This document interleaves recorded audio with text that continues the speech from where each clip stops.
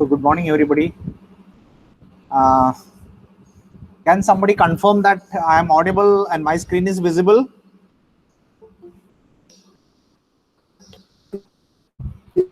Can somebody confirm? Hello? Can somebody confirm that I am audible? Yes, and my screen is also visible. Okay, thank you. Thank you, Pramod. Thank you, Misal, Shubham. Thank you for confirmation. Can somebody tell me what was the last point what we discussed in the previous lecture? What was the last point what we discussed?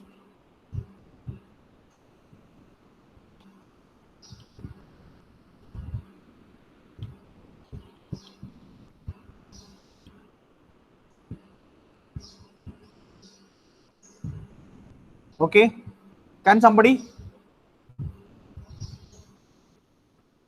I think we were discussing mist lubrication. Hope I am right. Can somebody confirm?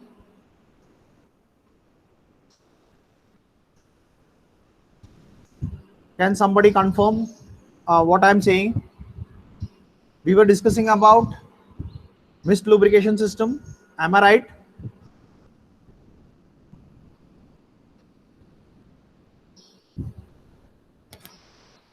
Please confirm somebody.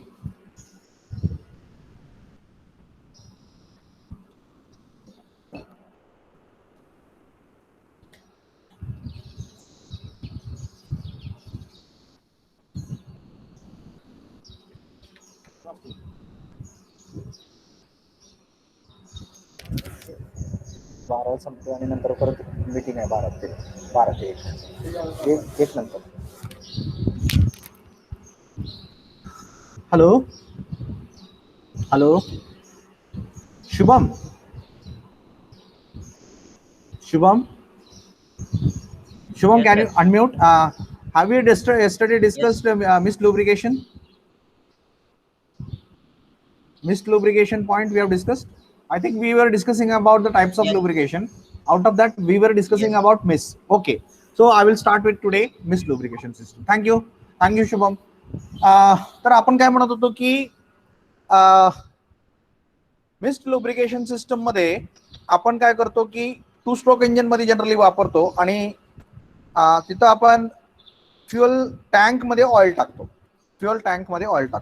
तर मग काय तिथं कसं होतं, तर होतं कसं की ऑइल जी आहे ती फ्युएल मध्ये व्यवस्थित मिक्स होतं पहिल्यांदा. आता मिक्स झालं म्हणजे काय, तर ती युनिफॉर्मली डिस्ट्रीब्यूट झालं. एकदा का ती युनिफॉर्म मिक्सचर तयार झालं फ्युएलचं आणि ऑइलचं, की नंतर ती परत ती फ्युएल कार्बोरेटर कडून सक केलं जातं आणि स्प्रे केलं जातं. बरोबर. So the fuel is going to be spread in the carburetor barrel, and that result in the atomization of the oil particle. मग एवढ्या लहान लहान पार्टिकल्स असतात ऑइलच्या कशामध्ये, एअर फ्युएल मिक्सचर मध्ये. एअर फ्युएल मिक्सचर तर तयार झालीच, परंतु एअर फ्युएल मिक्सचर मध्ये आता ऑइलचे पार्टिकल्स सुद्धा ॲटमाइज्ड फॉर्म मध्ये आहेत. मग ती जसं आपल्याला पाणी ज्या वेळेला सकाळी आपल्याला थंडीच्या दिवसात जसं धुकं दिसतं, तशा प्रकारे तिथं आपल्याला थोडंसं धुकं टाईप तयार होतंय. So we call it as mist. Okay. आणि ती जी आहे ती मिक्सचर जी आहे ती नंतर सिलेंडर मध्ये जाते. आता ती एकदा का ती सिलेंडर मध्ये गेलं तर काय होतं की that is going to be getting compressed and all this things are going to happen. मग त्यावेळेला काय होतं की ही जी ऑइल पार्टिकल्स आहेत ते हेवी असल्यामुळं that get deposited on the walls, आणि बऱ्याच ऑइल पार्टिकल्स बर्न पण होतात. आणि बर्न झाल्यामुळं तुम्हाला जनरली 2 स्ट्रोक इंजिन मध्ये थोडासा पांढरा धूर दिसतो बघा. ते कारण आहे की ऑइल तिथं बऱ्यापैकी प्रमाणात जास्त बर्न होत आहे, कारण आपण सेपरेट त्याला ऑइल सिस्टम दिलेली नाहीये. ज्या इंजिन मध्ये आपण ऑइल फ्युएल बरोबर टाकतो तिथं आपल्याला ऑइल बर्न होताना दिसेल आणि त्याचं प्रूफ म्हणजे तुम्हाला ऑइल बर्न झाल्यामुळे तयार होणारा जो धूर आहे तो जनरली पांढरा धूर तुम्हाला त्या इंजिन मधून बाहेर येताना दिसेल. आणि बरेच ऑइल आहे ती वॉल्व वरती डिपॉझिट होतं आणि डिपॉझिट झाल्यानंतर इट स्टार्ट्स फ्लोईंग डाऊन. मग पिस्टन आणि सिलेंडर ज्या वेळेला एकमेकाच्या मोशन मध्ये येतात त्यावेळेला काय होतं की piston ring is going to scrap the oil on the surface of the cylinder आणि त्याच्यामुळं ऑइल स्क्रॅप करून फ्लो व्हायला चालू होते ऑन द सिलेंडर वॉल्स आणि it falls it goes into the region where it is stored. तिथून ती जिथं स्टोर केले जाते आणि तिथून परत ऑइल गॅलरीज थ्रू मग वेगळ्या वेगळ्या ठिकाणी जाते. म्हणजे उदाहरणार्थ स्क्रॅप केल्यानंतर ऑइल कंट्रोल रिंग मध्ये आले, ऑइल कंट्रोल रिंग मधून परत ते तुमचे small end of the connecting rod मध्ये आले, ऑइल गॅलरीज आहेत ना, ऑइल परत स्मॉल एंड मधून परत ऑइल गॅलरी असते big end of the connecting rod पर्यंत, बिग एंड मधून परत ते क्रँकशाफ्ट मध्ये जाते असं. So in this particular fashion, the oil is getting circulated in the regions where it is required through the oil galleries. Okay, so this is about what we are talking of is about the mist lubrication system. Okay, mist lubrication system. So that is how the lubrication happens in two-stroke engine, where we call it as mist lubrication system. Mist lubrication system. तर याला आपण mist lubrication system असं म्हणतो. दुसरी आहे splash lubrication system. आता splash lubrication system मध्ये काय आहे बघा, हा तुमचा पिस्टन आहे. Once again everybody can confirm my screen is visible. Yes sir. Yes, okay, very good, thank you. आणि मधीच जरा बंद बिन झालं तर कोणीतरी मला इन्फॉर्म करा. काल काय झालं की काल माझा लेक्चर चालू होता आणि इंटरनेटचं कनेक्शन का डिस्कनेक्ट झालं कुणास ठाऊक, आणि मी आपल्या इकडे लेक्चर घेतोय, कंटिन्यू केलं, 2 तास कंटिन्यू केलं आणि नंतर मला कळालं की मधूनच कधीतरी डिस्कनेक्ट झालेलं होतं आणि माझं लेक्चर आपलं चालू होतं. So happens like that. कारण आपण आता इथं फुल स्क्रीनवर घेतल्यानंतर तिकडं ती जी मीट आहे, गुगल मीट आहे, ती बंद पडलेली लक्षात येत नाही. Okay, so that is how we have here okay, mist lubrication system. आणि next is splash lubrication system. splash म्हणजे फवारा किंवा समथिंग लाईक दॅट. म्हणजे आपण ज्याला पाणी उडवतो त्याला स्प्लॅशिंग म्हणतात. स्प्लॅशिंग म्हणजे असं आपण पाईप मधून जी बाहेर येतंय पाणी त्याला स्प्लॅशिंग म्हणतात. ओके, किंवा आपण एखाद्या भांड्यानं आपण पाणी ज्या वेळेला ओततो त्यावेळेलाच त्याला स्प्लॅश म्हणतात. ओके, सो इथं आपण काय करतोय बघा, ही तुमचं पिस्टन आहे, हे कनेक्टिंग रॉड आहे आणि हा क्रँकशाफ्ट आहे. तर या कनेक्टिंग रॉडच्या खालच्या बाजूला एक स्पूल आहे, स्पूल, SPOOL, थोडक्यात स्पून सारखं एक एक्सटेन्शन आहे आणि ती कशात बुडतंय, ऑइल मध्ये बुडतंय. त्याला ऑइल ट्रफ्स दिलेत. त्या ऑइल ट्रफ्स मध्ये काय होतंय की ही ऑइल कलेक्ट झालेला असते आणि ही स्पूल जाऊन त्या ऑइल ट्रफ मध्ये बुडतोय आणि प्रत्येक वेळेला ते असं खाली जाऊन परत वरती येताना असं तो वरती स्प्रे करतोय. तर इथं तुम्हाला दिसेल वरती स्प्रे झालेला आणि ती स्प्रे कुठे होतोय, पिस्टनच्या आतमध्ये. मग त्या पिस्टनच्या आतमध्ये आला की तिथून ते इथं वेगळ्या वेगळ्या पार्टला जाणार, ऑइल गॅलरीजला जाणार. अशा प्रकारे in this particular system the oil is being splashed with the help of the spool connected at the big end of the connecting rod. So when that spool is dipped in the oil and when the spool is connecting rod is moving from BDC to TDC, the oil gets splashed up and that oil goes to different parts of the engine in the form of a splash, and from there it goes to different oil galleries where it is required. तर ह्याला काय म्हणायचं, splash lubrication system. मागची होती mist lubrication system, ही काय आहे, splash lubrication system. त्याच्यानंतर pressure feed system. Pressure feed system, pressure feed system मध्ये काय आहे, इथं बघा प्रेशर फीड सिस्टम आता तुम्हाला स्क्रीनवर दिसते. तर इथं काय आहे की इथं एक स्ट्रेनर आहे म्हणजे फिल्टर आहे. फिल्टर करून इथं पंप आहे, मग पंपिंग होतंय. Then after pumping again a filter is there and then it is send to the oil galleries. ही जी ऑइल गॅलरीज आहेत ही दिसते ती ही होल्स आहेत. या होल्स म्हणजे ऑइल गॅलरीज. तर ह्या ऑइल गॅलरीज आणि इथं बघा इथनं होल इथंपर्यंत आलं, इथनं होल इकडे जाते, म्हणजे the oil is pump to the oil gallery. ही सगळे ऑइल गॅलरीज आहेत बरोबर. ही सगळे ऑइल गॅलरीज आहेत. ही जी होल्स आहेत याला ऑइल गॅलरीज म्हणायचं. आणि ह्या ऑइल गॅलरीज मधून ऑइल वेगळ्या वेगळ्या ठिकाणी जिथं आपल्याला ऑइल पाहिजे त्या ठिकाणी ती सप्लाय केलं जातं.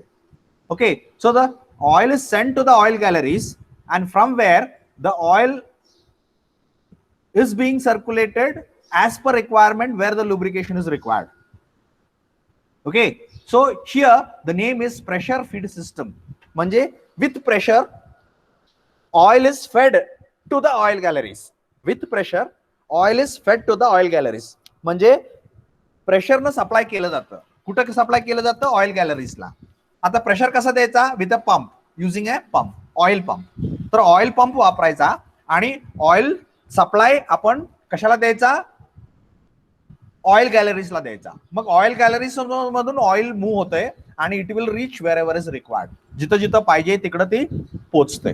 Okay, so that is how you have your system supplying the oil to different parts wherever it is required. बरोबर.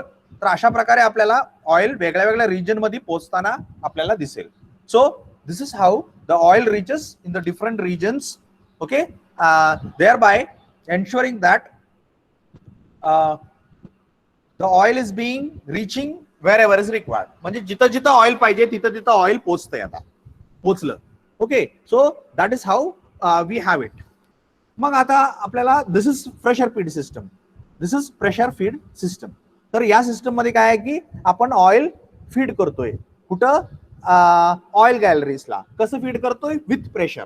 म्हणून त्याला नाव काय दिलं? Pressure feed system. तर 3 प्रकार झाले. एक मिस्ट लुब्रिकेशन सिस्टम, बरोबर. एक मिस्ट लुब्रिकेशन सिस्टम मध्ये आपण काय करतो? मिस्टच्या स्वरूपात म्हणजे मिस्ट तयार करतो, धुकं तयार करतो आणि ती धुक्याच्या स्वरूपात ती एअर फ्युएल मिक्सर बरोबर सिलेंडर मध्ये जाते. सिलेंडर मधून ते वॉलवर डिपॉझिट होतंय आणि तिथून परत जिथं पाहिजे तिकडे जातंय. बरोबर. पहिली system. Second system was splash. Splash मध्ये काय केलं आपण? असं उडवलं, ऑइल उडवलं, जिथे जिकडे जिकडे पाहिजे तिकडे असं त्याचा फवारा टाईप त्याचा आपण त्याला स्पूल यूज करून त्याला ऑइल असं फेकून दिलं. Okay, so the oil reaches wherever it is required. आणि third system was pressure feed system. या सिस्टम मध्ये आपण एक पंप वापरला आणि पंप थ्रू ऑइल गॅलरीजला सप्लाय केलं. So this was your third system. Okay, so that is about pressure feed system. आणि इथं काय आहे की स्प्लॅश अँड प्रेशर म्हणजे इथं दोन्ही मेथड वापरलेत. कंबाईंड मेथड आहे. स्प्लॅश पण होत आहे आणि प्रेशर पण आहे. तर इथं पंप आहे. या पंपनं ऑइल गॅलरीजला दिलं. ऑइल गॅलरीज मध्ये ऑइल जाते. ही जी काळे दिसते ती सगळ्या ऑइल गॅलरीज आहे.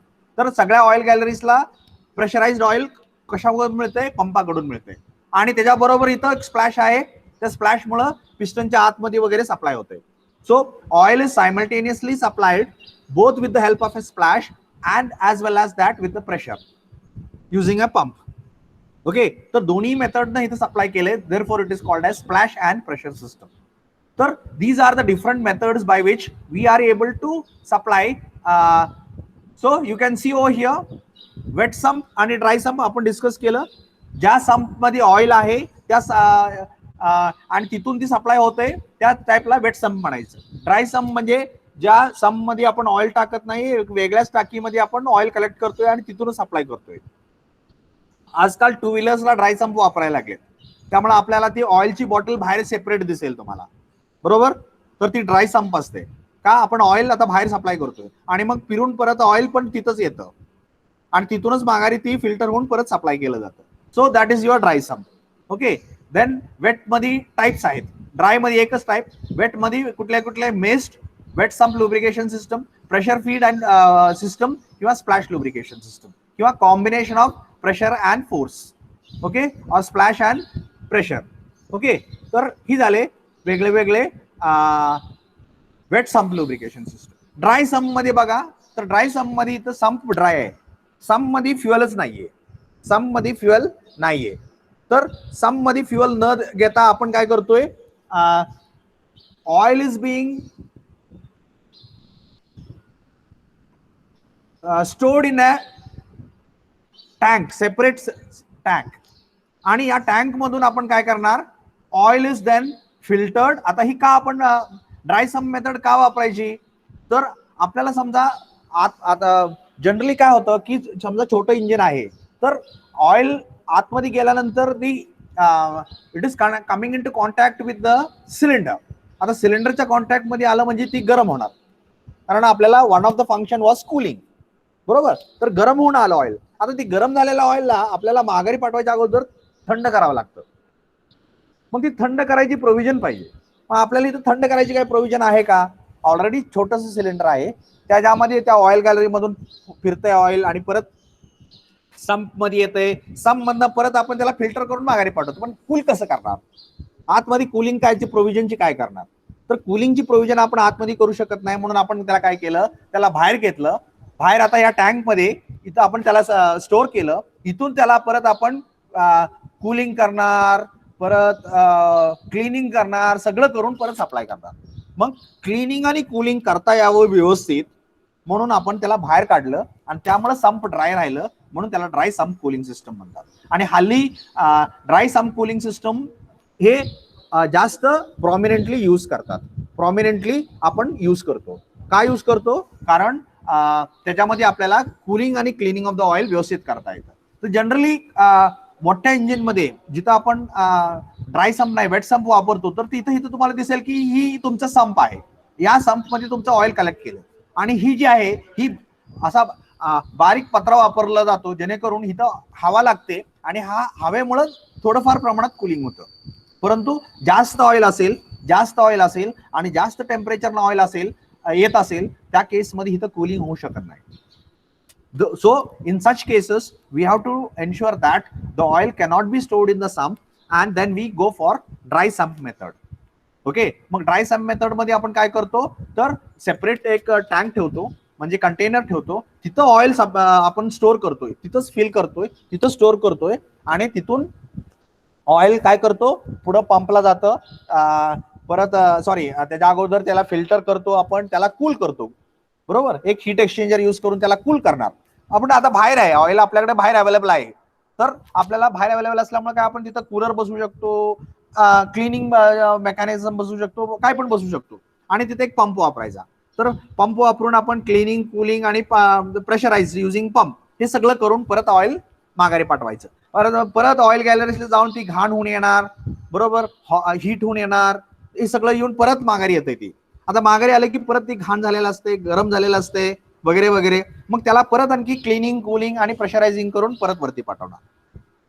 अशा प्रकारे ड्राय संप लुब्रिकेशन सिस्टम आजकाल जनरली वापरलं जाते, particularly in two wheelers wear.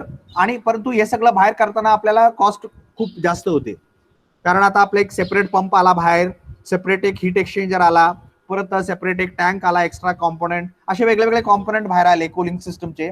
त्यामुळं आपल्याला लुब्रिकेशन सिस्टमचे, आणि त्यामुळं आपल्याला कॉस्ट वाढते. आतापर्यंत काय होतं, आतापर्यंत वरच्या सिस्टम मध्ये आतमध्ये एक पंप होता, बरोबर, त्याला आतमध्येच पॉवर शाफ्ट कडून मिळत होती तिथल्या तिथं, आणि ऑइल गॅलरीजला जात होतं, ऑइल गॅलरीज माघारी ऑइल संपलं येत होतं, तिथं आपण काही कूलिंगची व्यवस्था केलेली नव्हती. परंतु आता एक कंटेनर सेपरेट दिला, एक फिल्टर सेपरेट बाहेर दिला, त्याच्यानंतर एक हीट एक्सचेंजर कूलिंगसाठी एक सेपरेट बाहेर दिला.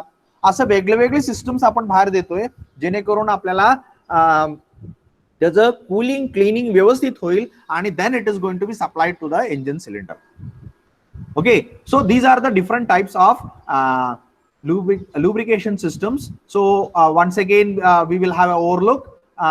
We have different types, wet type आणि dry type. So dry sump type आता आपण डिस्कस केला. जनरली जिथं इंजिन कॉम्पॅक्ट आहे, जिथं व्यवस्थित कूलिंग करायची व्यवस्था करू शकत नाही आतमध्ये, तिथं आपण काय करतो, त्याला बाहेर काढतो, बाहेर एक सेपरेट कंटेनर दिलं, कूलिंग, क्लिनिंग आणि प्रेशरायझिंग करून परत पाठवणार. मिस्ट लुब्रिकेशन सिस्टम मध्ये त्याचा धुक्का टाईप आपण फॉर्म करतोय, मिस्ट फॉर्म करतोय, आणि that mist is being supplied along with the air fuel mixture into the engine cylinder, where the oil gets deposited on the wall, and from there it is supplied to wherever it is required. Then we have the splash lubrication system. Splash lubrication system मध्ये अशा फवारा उडवतोय त्याचा, okay, किंवा असं फेकतोय त्याला, ऑइलला फेकतोय, वेगळ्या method use करून आपण त्या ऑइलला वरती फेकतोय. So using a spool. And then we have pressurise system, जिथं आपण पंप वापरतो, सेपरेट एक पंप वापरतो, आणि पंप वापरून आपण काय करणार, ऑइल आहे ती त्या ऑइल गॅलरीजला डायरेक्ट सप्लाय करणार, बरोबर. आणि पुढची सिस्टम आहे combination of splash and pressure. तर तिथं स्प्लॅश, थोडं ऑइल स्प्लॅश पण करणार, थोडं ऑइल आपण प्रेशराइज पण करून पाठवणार. अशा प्रकारे आपण we are able to ensure that oil is being supplied to the cylinders. Okay, so these are the different types of lubrication system what we generally used in case of engines. Then moving ahead to different components. तर oil pump generally असा असतो. तर इथं तुम्हाला हे छोटे छोटे ही दिसते, ते ही फिल्टर आहे, इथे एक पंप आहे, बरोबर. हे पंप अशा प्रकारे दिसतोय तुम्हाला. या गॅप मध्ये ऑइल इकडे आलं, इथं कलेक्ट झालं, आणि इथं येऊन त्याचं व्हॉल्यूम कमी होऊन प्रेशराइज होऊन इकडे जाते. So different types of lobe type of pump is this. So असे वेगवेगळ्या प्रकारचे पंप वापरले जातात. वेगवेगळ्या टाइपचे लुब्रिकेंट्स आली यूज करतात. Generally mineral oils are used as lubricants. Fatty acids like animal or vegetable oils can be used. म्हणजे त्याचा पण आपण वापर करू शकतो लुब्रिकेंट्स म्हणून. परंतु काय ऍडव्हान्टेजेस, काय डिसएडव्हान्टेजेस असू शकतात, बरोबर. So we have to study the oil, use of that particular oil, but it is not that it cannot be used, it can be used. Animal oil is not generally used as they can burn. So generally they are easy to burn, and therefore animal oils are generally not used in case of lubricants. Synthetic oils are generally used. So silicon polymers, silicon esters, phosphate esters, these are the synthetic oils which can be used as lubricants. Okay, then some hydrocarbons are also there which can be used as lubricants. तर हे सगळे वेगवेगळ्या टाइपचे lubricant होते. आणि वेगळ्या आपल्याला lubrication ऑइलची सगळ्यात महत्वाची प्रॉपर्टी आहे ती दॅट इज विस्कॉसिटी. मग आपल्याला विस्कॉसिटी, किती विस्कॉसिटीला आपल्याला ते सप्लाय करायचं हे आपल्याला जनरली माहित पाहिजे. So it is very essential that we should be able to ensure that the oil is being supplied is of specific quality. Okay, so that is very essential. मग आपण काय करणार, त्याची क्वालिटी असाइन करण्यासाठी आपण काहीतरी एक स्पेसिफिकेशन ठेवणार. So the important thing is over here is we should know what is the specification of the oil which we are going to use it. मग काय स्पेसिफिकेशन, तर जनरली आपण SAE, सोसायटी ऑफ ऑटोमोटिव्ह इंजिनियर्सनं specification दिलेली आहेत ऑइल्सला. तर त्याला आपण SAE स्पेसिफिकेशन्स म्हणतो. मग त्याला 10, 20, 10, 30 असं त्याचे नंबर्स असतात. 20, 20, 20, 30. So you can see over here 5W30, 10W30, 15W30.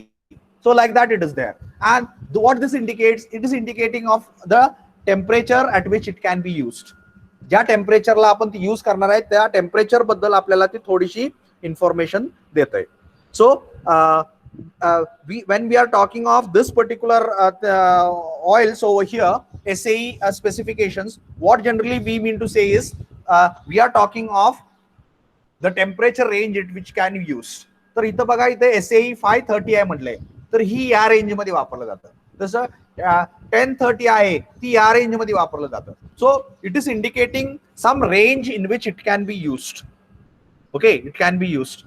तर it is important to understand that the oils are being used in a certain range. So as per the specification, it indicates what is the temperature range at which it can be used.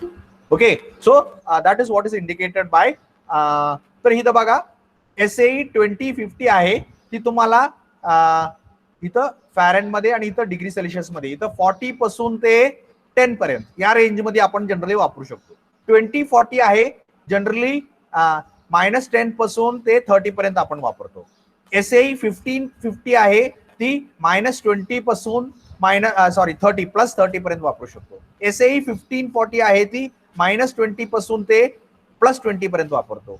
SAE 1050 आहे, ते -30 पासून ते +10 पर्यंत वापरतो. So that is how it is designated. Okay, so these are the SAE classifications indicating the range of temperature in which that particular oil can be used. बरोबर. तर SAE 20 is used in -20 to +10. SAE 30 0 to 30 degree आणि SAE 40 20 degree to 50 degree.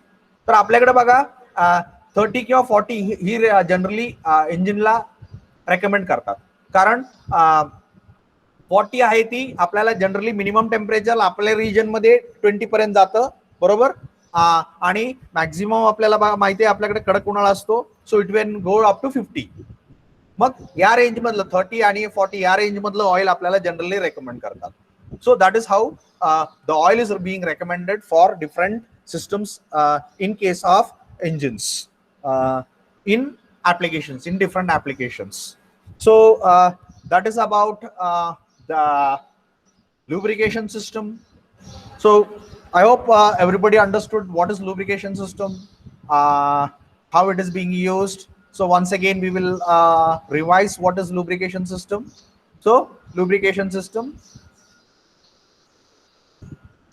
So lubrication system here, so many parts which require, which are having friction with each other may require some lubrication, and it is essential that we supply that particular oil for different parts. So therefore, what we do is we generally go for supplying these oils to different parts, thereby ensuring that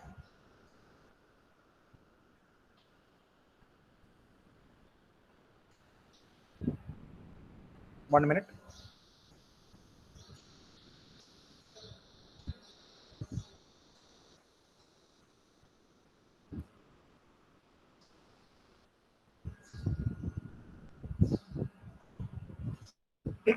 So that is about lubrication. Okay, so we have the different lubricants, then it can be for different parts. The functions of different lubricants are cooling, cleaning, sealing, etc.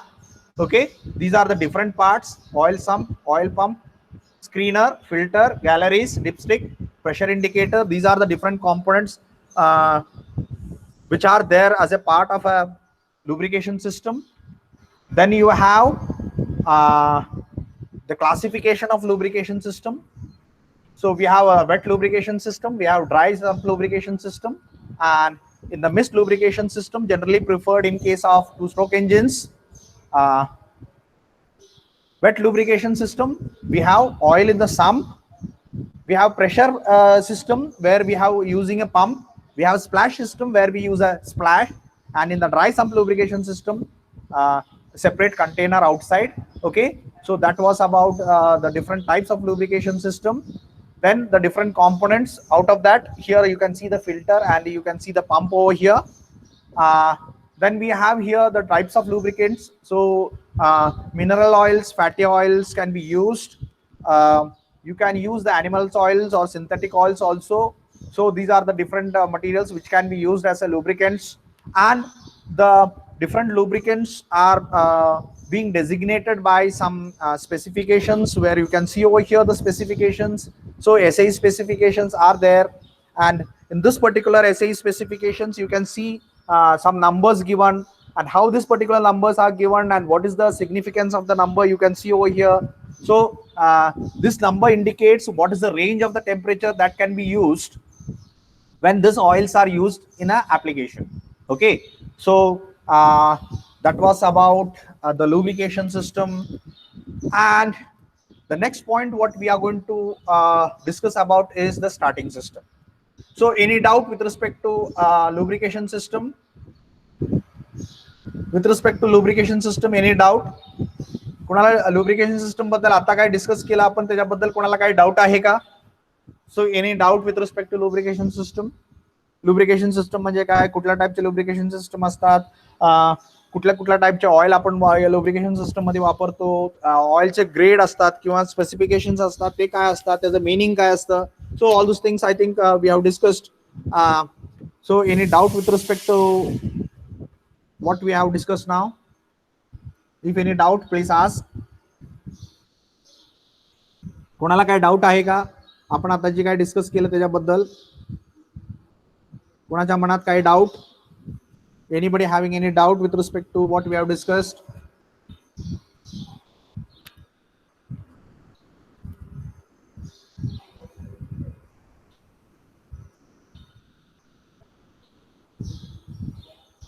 Any doubt?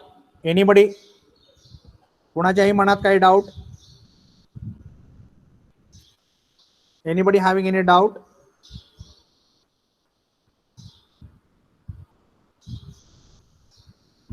कोणाच्या मनात काही doubt आहे का?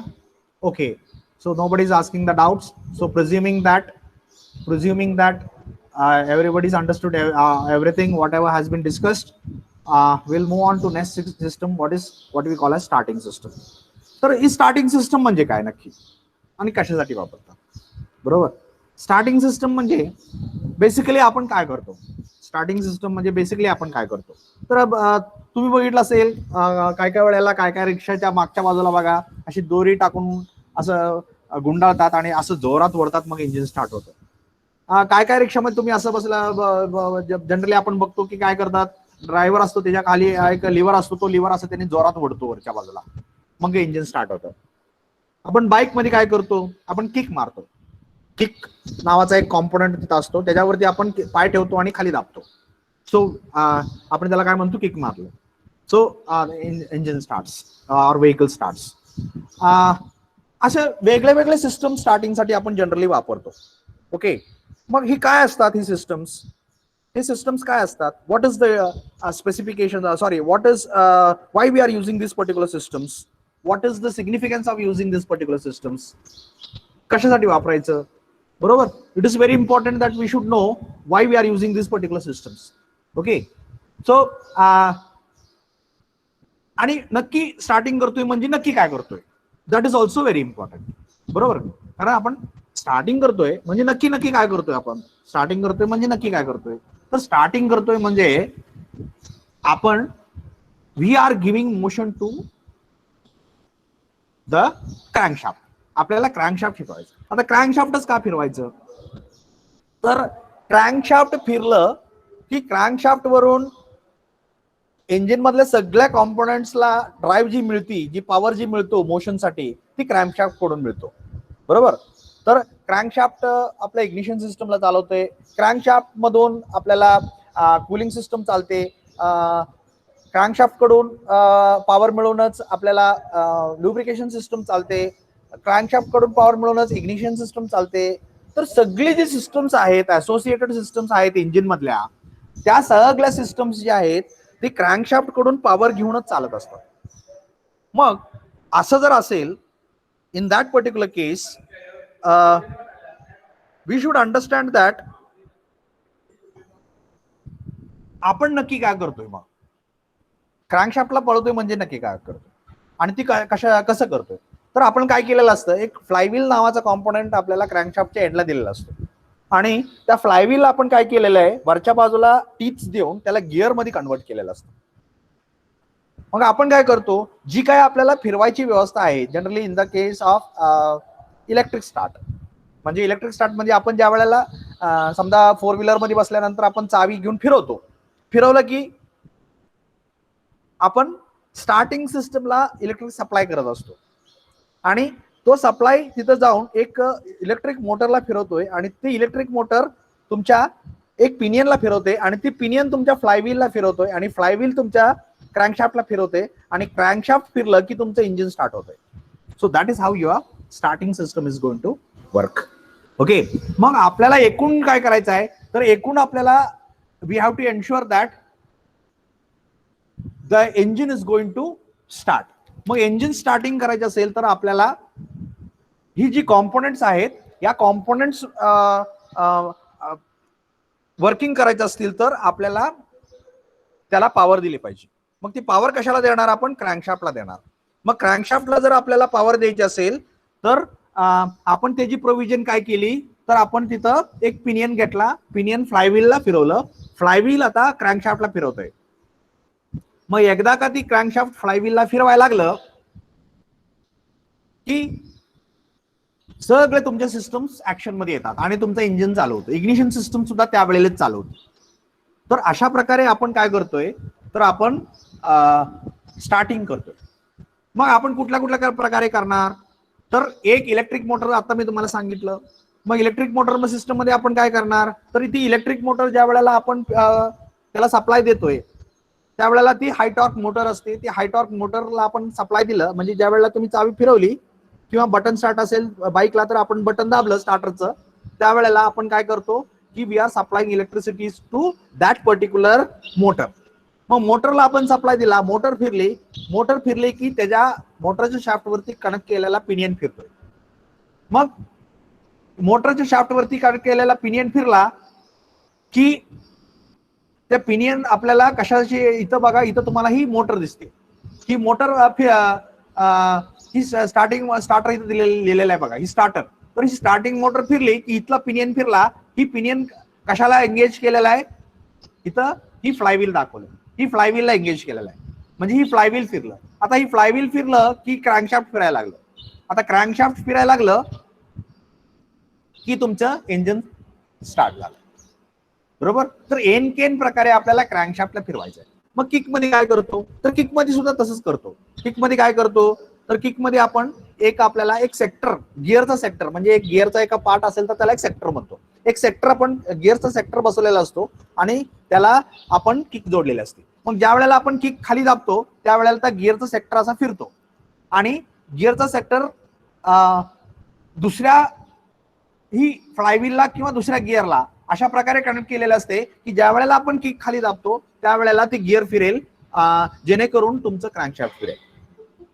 Okay, so that is how we are starting the engine with the help of a kick start. ज्या वेळेला आपण जसं मी म्हणालो की जे ऑटो रिक्षामध्ये जी लिव्हर ओढतोय, तर so similarly that lever is connected to a gear which is going to rotate and that particular rotation results in the starting of the rotation of the engine crankshaft. बरोबर. किंवा तुमचे माग दोरी टाकून वडतोय, रोप type of arrangement, तर तिथं सुद्धा काय केलं असतं, तिथे एक पुल्ली टाइप अरेंजमेंट दिलेलं असतं क्रँकशाफ्टला वरती आणि त्याच्यावरती आपण दोरी असं गुंडाळून मग आपण ओढतो. ओढलं की ती पुल्ली फिरती आणि ती पुल्ली कशाला कनेक्ट केलेली असते, तर तुमच्या क्रँकशाफ्टला कनेक्ट केलेलं असते. मग ती क्रँकशाफ्ट फिरायला लागतो. So the crankshaft now starts rotating. मग एकदा का ती क्रँकशाफ्ट फिरायला लागलं की then your engine starts. Okay, so that is how we have your starting system. तर ही वेगळ्या मेकॅनिझम्स आहेत which can be use for starting the engine. So what are the different mechanisms which can be use for starting the engine? We have the kick start mechanism, or we have starter motor or electric arrangement, electric motor arrangement, electric starter arrangement, or we can have a rope arrangement. Okay, or we can have a handle. बरेच वेळेला तुम्हाला विहिरीवरच्या पंपाला वगैरे तुम्हाला हँडलचं start दिसतं. तर तिथं काय असतं की ती जी शाफ्ट आहे ती शाफ्टचं थोडंसं एक्सटेन्शन बाहेर दिलेलं असतं, मग त्याला आपण हँडल बसवू शकतो आणि ती हँडल आपण फिरवतो आणि हँडल फिरवून आपल्याला इंजिन स्टार्ट करता येतं. तर तुम्ही आपल्या इथं बघाल तर लॅबमध्ये बघाल तर आपल्याकडे एक किक स्टार्ट इंजिन आहे, बरोबर, एक हँडल स्टार्ट इंजिन आहे आणि मोटर स्टार्टेड इंजिन पण आहे. एक ऍक्च्युली एक रोप स्टार्टेड इंजिन पण होतं, परंतु हल्ली तुम्हाला माहिती आहे जुने इंजिन्स आहेत आपण जे डिस्कार्ड केलेले आहेत, परंतु आपल्याकडे ती इंजिन आहे, बरोबर, where we are going to rotate with the help of a rope.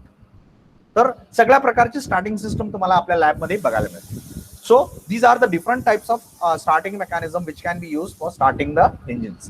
तर बेसिकली इंजिन स्टार्टिंग मध्ये आपण काय करतो, तर we are trying to rotate the crankshaft. मग क्रँकशाफ्टच रोटेट का करायचं, कारण क्रँकशाफ्ट रोटेट केल्यानंतर इंजिनचं क्रँकशाफ्ट रोटेट केल्यानंतर त्या इंजिनच्या क्रँकशाफ्टला कनेक्ट केलेल्या सगळ्या सिस्टम्स ऍक्टिव्हेट होतात आणि ज्या वेळेला ते सिस्टम्स फिरायला लागतात त्यावेळेला तुमचं इंजिन वर्क होतंय.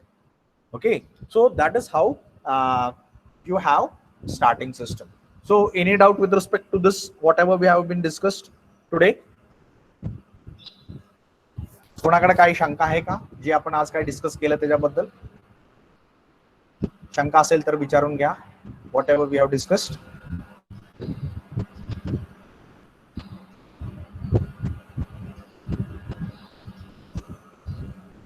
ओके, सो काय शंका नसेल तर इन दॅट पर्टिक्युलर केस मला वाटतंय तुमच्या क्लासमधनं कोणीतरी सुपर चार्जिंग, टर्बो चार्जिंग वगैरे विचारलेलं होतं. तर मी ती पुढच्या एका क्लास लेक्चरमध्ये कव्हर करणार आहे. Don't worry about that. तर हे सगळे एकदा सिस्टम्स झाले की आपण सुपर चार्जिंग, टर्बो चार्जिंग परत एकदा आपण डिस्कस करू. So I think today we can stop over here. Again I have a meeting at 12 o'clock. So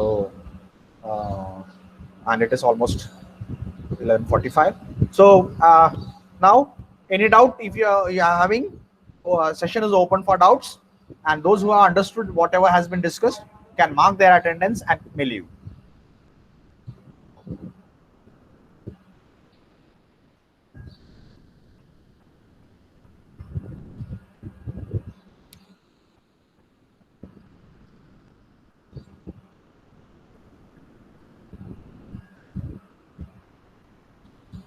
Any doubts?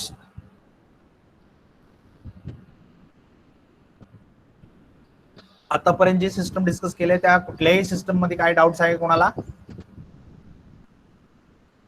Doubt असेल तर विचारा.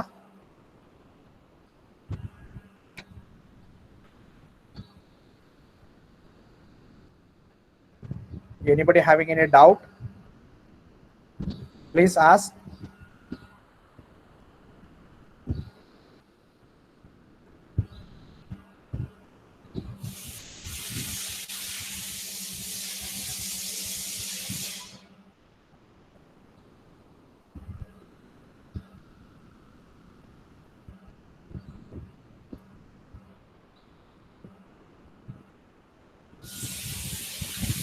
Okay, so I hope no questions are coming. So presuming that everybody has understood everything, that is why no questions are coming. Okay, we can stop the today's lecture over here. Thank you.